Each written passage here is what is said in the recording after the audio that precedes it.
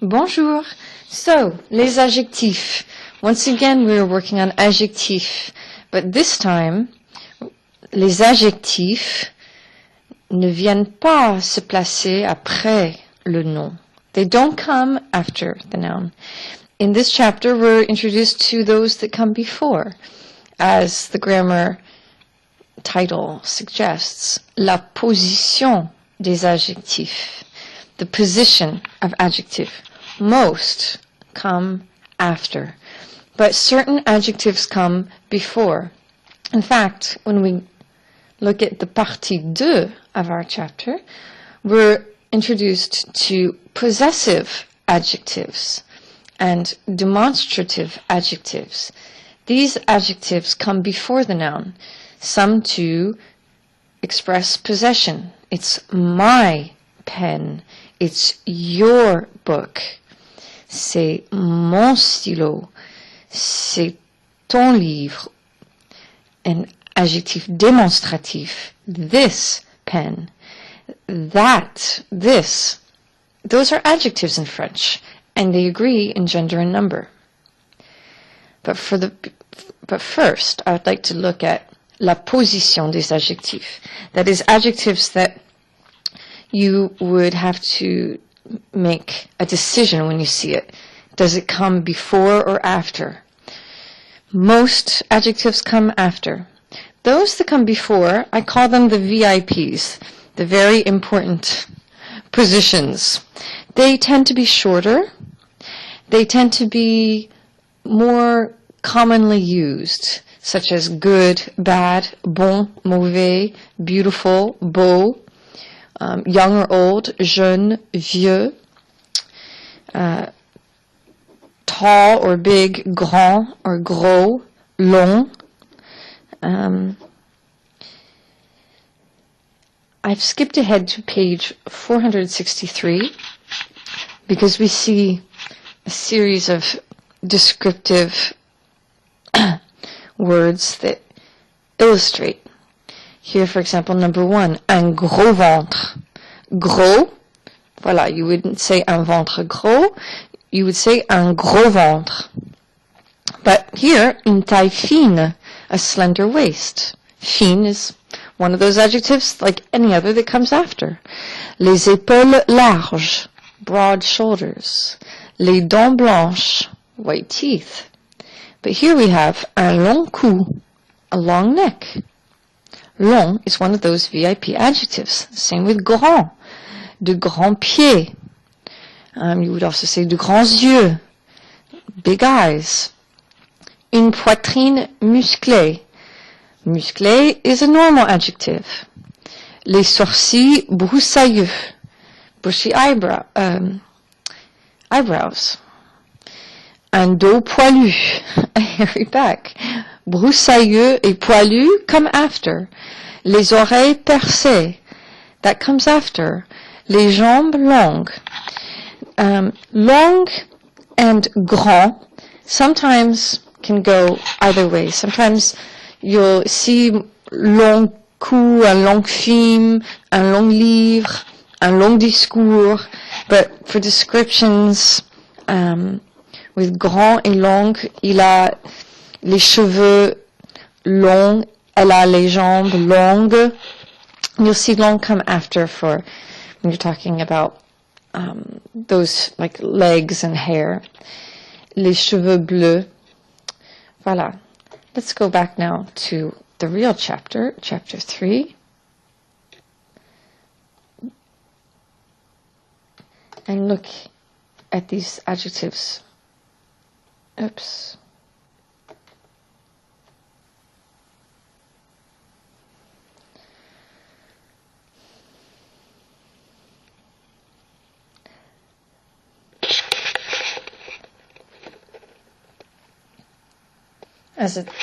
You see, it's called les adjectifs prénominaux. So you see this noun, nom, prénominaux, before the noun. And they remind you, once again, most adjectives come after, such as Claire est une femme intelligente, Abia a les cheveux noirs, And then some of them, like petit. C'est un petit quartier. C'est un grand quartier. C'est un joli quartier. C'est un bon quartier.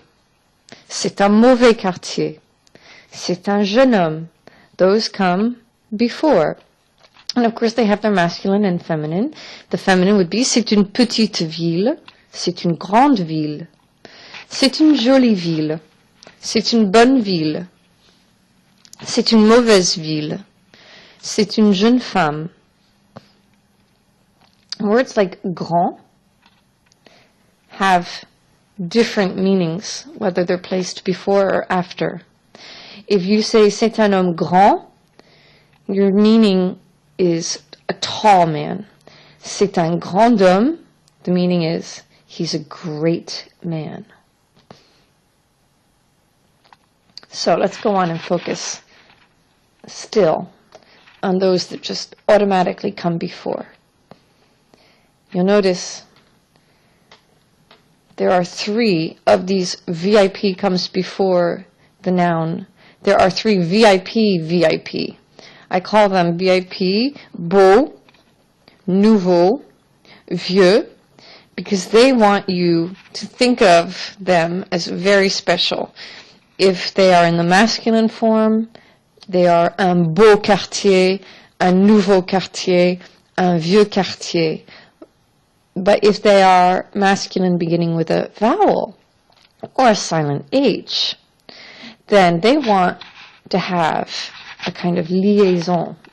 They don't want to sound awkward. So then you change beau to this kind of transition in between masculine and feminine. B-E-L, bel appartement.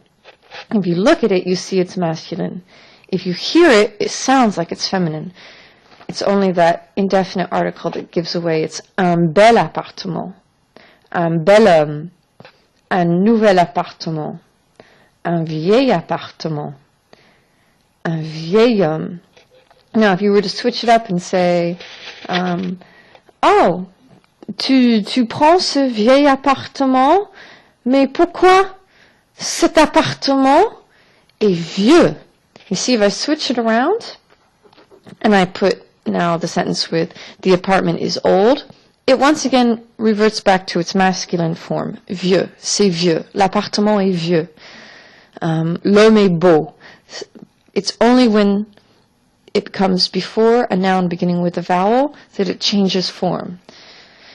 And then, of course, the feminine has 2 L's, E, une vieille ville, une nouvelle ville, une vieille, voilà, une vieille, une nouvelle.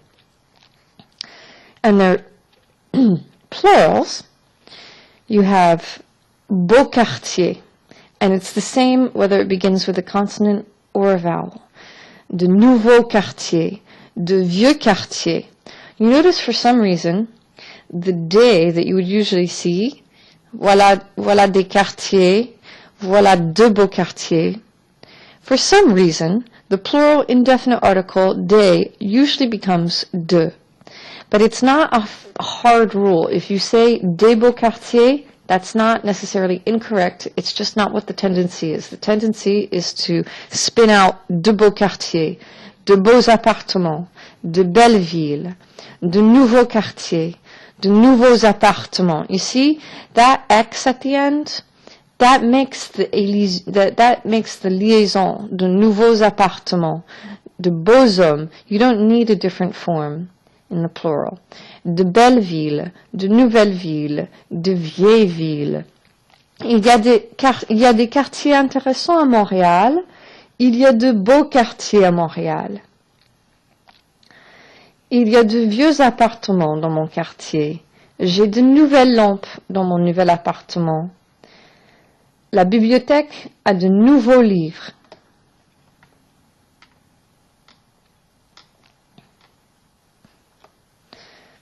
So, as you work through, you're going to do this activity. Quel dessin? Vous allez entendre une description d'un dessin.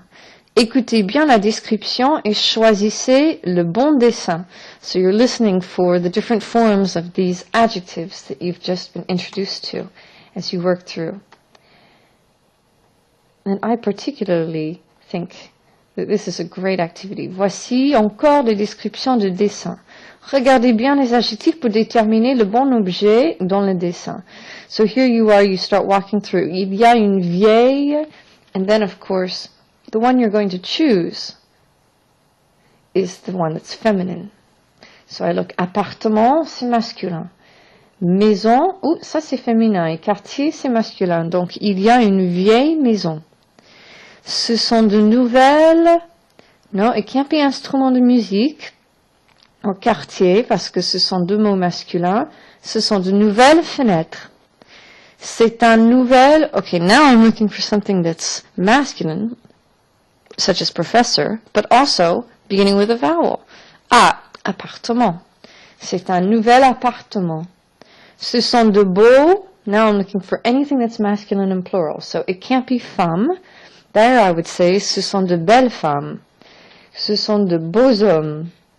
C'est un vieux, I can't say ordinateur because that begins with a vowel. C'est un, and I can't say homme because that's a silent H. So I go for tableau because it's masculin. C'est un vieux tableau. C'est un vieil ordinateur.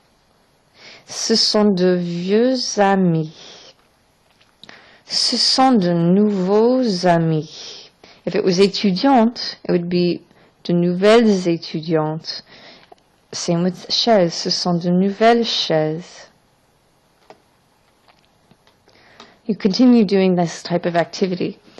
With H, dans la maison de votre famille, les objets sont-ils pour la plupart vieux ou nouveaux? Complétez les phrases suivantes avec la forme appropriée de l'adjectif nouveau ou vieux.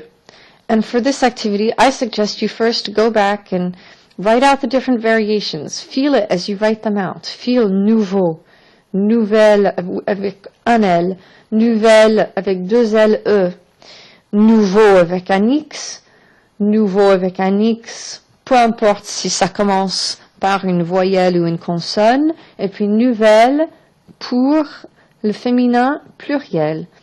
Et puis, vous essayez de faire activité H à l'écrit sans regarder le tableau dans la leçon de grammaire.